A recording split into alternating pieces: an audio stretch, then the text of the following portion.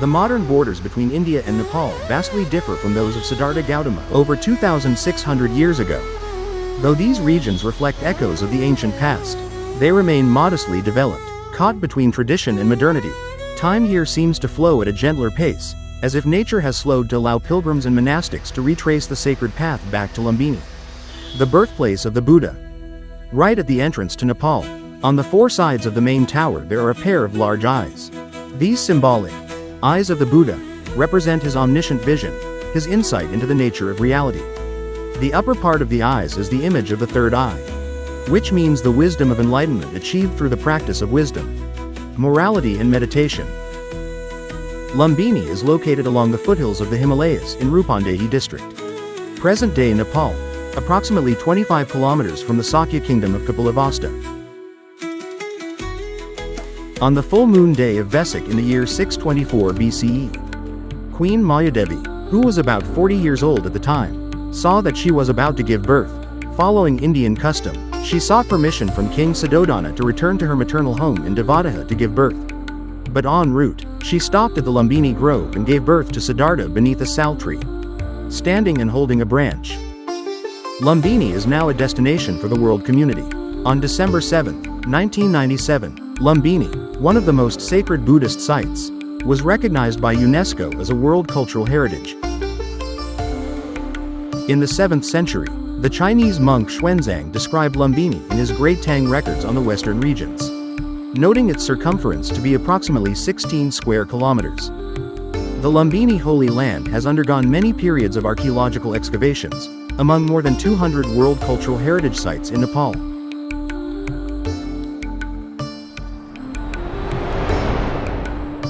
Looking down from above, Lumbini is a lush green garden. More than 2,600 years ago, this was a royal garden cared for by the twin dynasties of Kapilavastu and Devadaha with fragrant and rare flora.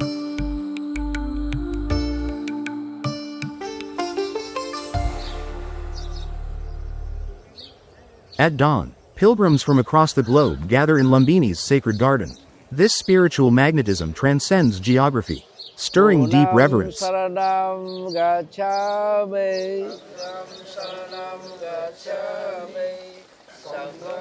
Amid chants of refuge, voices rise. I take refuge in the awakened ones, in righteous actions, and in seekers of truth.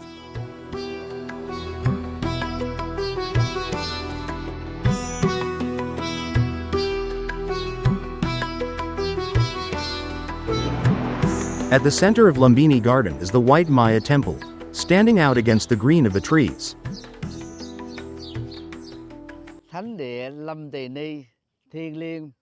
The sacred site of Lumbini is regarded as the very foundation of world peace. At its heart stands the Maya Devi Temple, measuring 25.5 meters by 50.5 meters in area and 6 meters in height.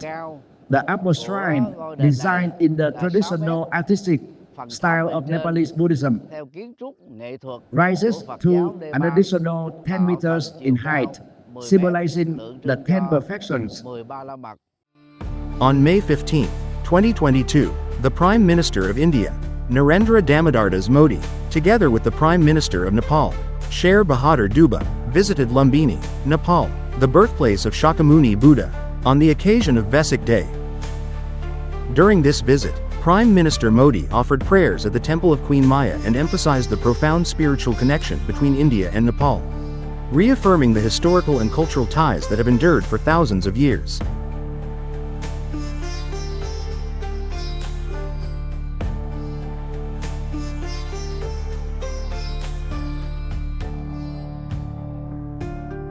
The original square Maya Holy Temple was built around the 3rd century BCE. Marking the birthplace of Buddha, there is a square path along the wall of the temple, allowing visitors to see the inside of the temple. Through the archaeological excavation process, many layers of sedimentary bricks and stones have been found, proving the construction and restoration of the temple foundation over many years from the 5th to the 12th century. This project was restored and inaugurated on May 16, 2003. Looking at the remaining brick foundation shows the traces of time. What changes have passed here? From the ruined architecture in the heart of Maya Holy Temple, we seem to hear the voice of the past. seeing that all things have birth and death as the Buddha taught. However, the story of the birthplace of Prince Siddhartha will remain with the world forever. And the temple is a historical witness affirming the truth about a legendary great man who found the way to save humanity forever. For all generations to come.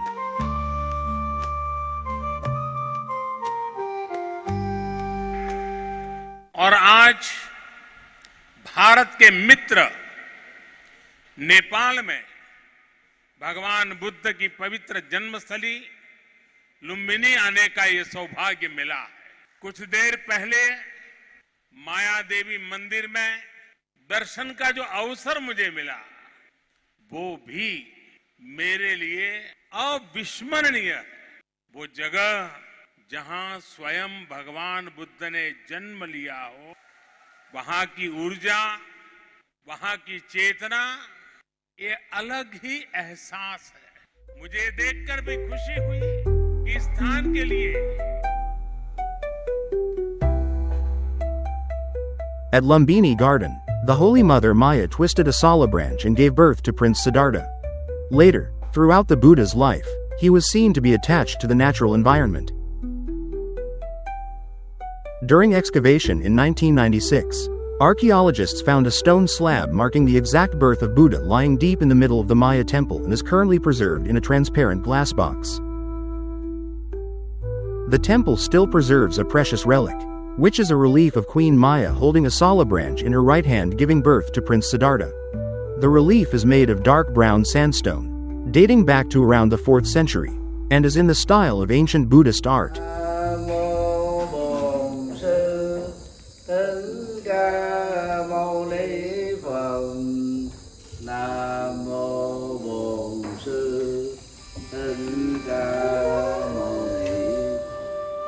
The day of the Prince Siddhartha's birth is remembered as a moment of universal joy.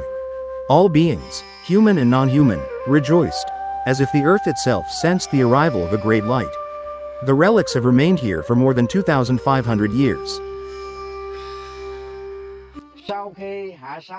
After giving birth to Prince Siddhartha at the Lumbini garden, Queen Maya is said to have bathed with her royal son in this very pond. This sacred pond, known as the Divine Pond, measures 25 meters by 20 meters.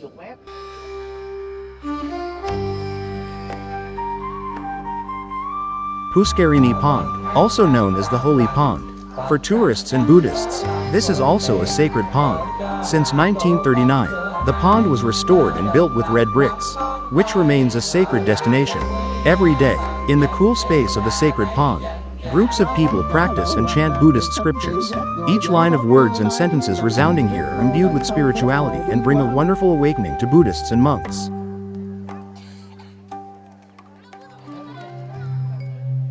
The space of Lumbini garden resounded with the chant, "I refuge and stay in the enlightened ones. I take refuge and stay in right action. And, I take refuge and stay in seekers of truth, goodness and awareness in the peace of the Sangha."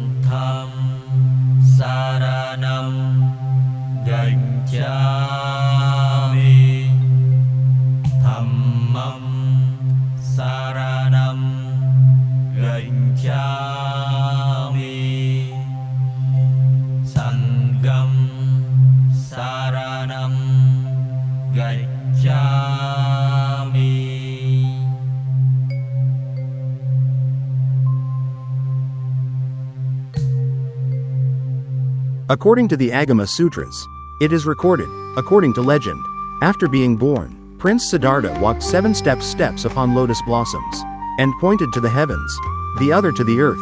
He declared, "Above the heavens and beneath the sky, I alone am supreme, through countless births. This is my final existence."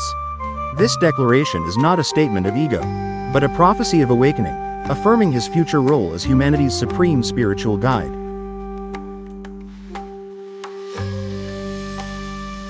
The peacefulness inside, reflecting the Buddha's spirit of compassionate engagement. Most Venerable Thich Nhat too guided a group of Nepalese students on how to meditate when they visited the holy land of Lumbini. Everyone turned towards and used their wisdom to contemplate and find the Buddha within themselves. A peaceful dawn and spiritual atmosphere covered the holy land of Lumbini.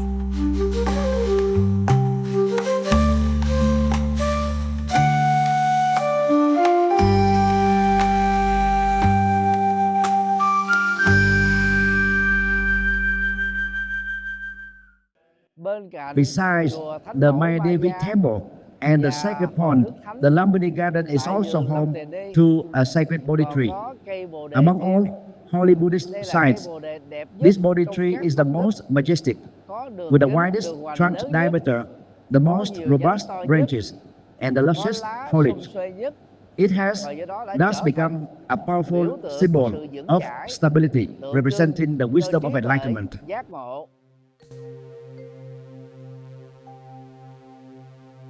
The ancient sacred Bodhi tree near the holy Puskarini Pond is now over 100 years old and is a witness to all of humanity coming to this sacred place. Under its shade, countless practitioners have meditated, touched by the breeze of liberation, sitting under the Bodhi tree, focusing on samatha, vipassana, experiencing the path of transformation. We feel the peace in this important sacred place. Around it, monks and laypeople circumambulate in mindfulness, reciting, "I take refuge in the awakened one. I take refuge in the Dharma. I take refuge in the noble Sangha."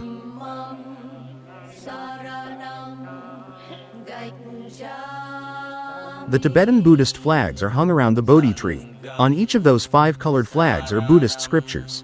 The wind shakes those colorful flags and the wind carries the Buddha's teachings to spread and fly to all 4 corners of the world, sowing happiness, love and peace to all lands. The wind blows and carries away the mysterious scripture flags. Peacefully let the wind carry them away from this world.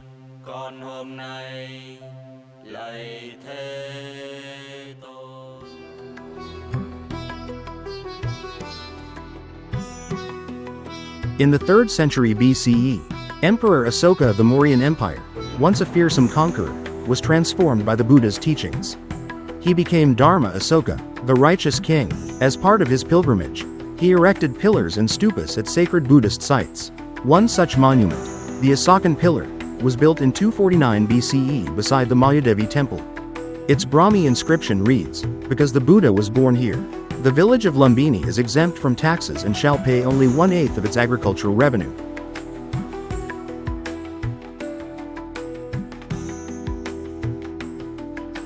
The Ashoka Pillar was erected in 249 BCE next to the Temple of Queen Maya and serves as epigraphic evidence of the birthplace of the Buddha. It is regarded as an important document confirming the Buddha's nativity at Lumbini. The inscription, written in Brahmi script, includes the passage, "Because the Buddha was born here, the villagers of Lumbini shall be exempt from taxes and shall only pay 1/8 of the land revenue."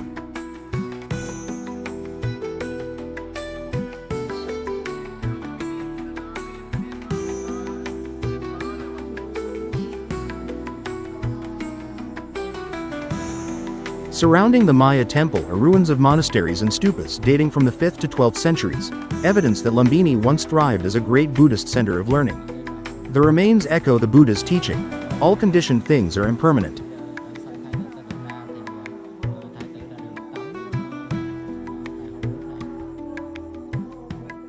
This is the peace bell presented by His Holiness the 14th Dalai Lama and placed at the principal Buddhist sites.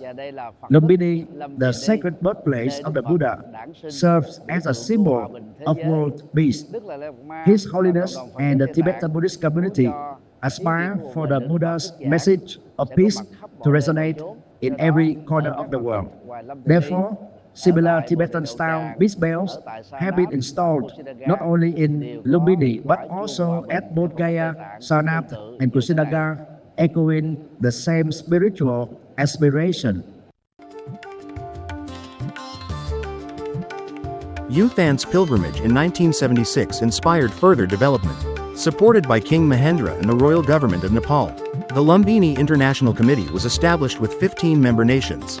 In 1978, Professor Kenzo Tongay's master plan divided the site into 3 zones: the Sacred Garden, the Monastic Zone, and Lumbini Village.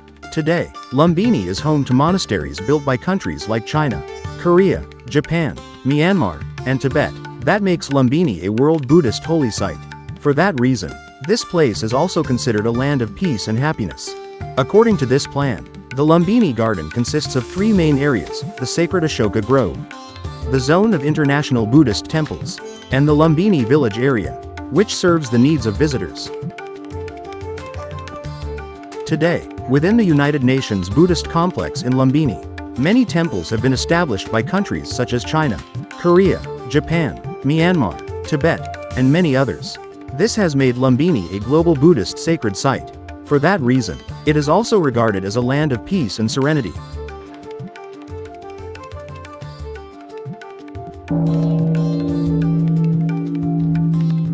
Among them stands the Vietnamese Phat Quoc Tu Temple, founded in 1993 by Most Venerable Thich Huyen Du, the first Vietnamese temple in Lumbini. The work of Most Venerable Thich Huyen Du has contributed to the revival of Lumbini and has become a destination for Vietnamese pilgrims and international tourists.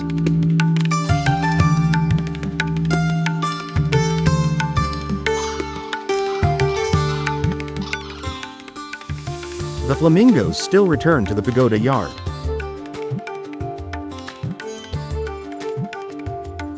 The Vietnamese Phat Quoc Tu Temple rings the bell of peace in the name of the peaceful land of Lumbini.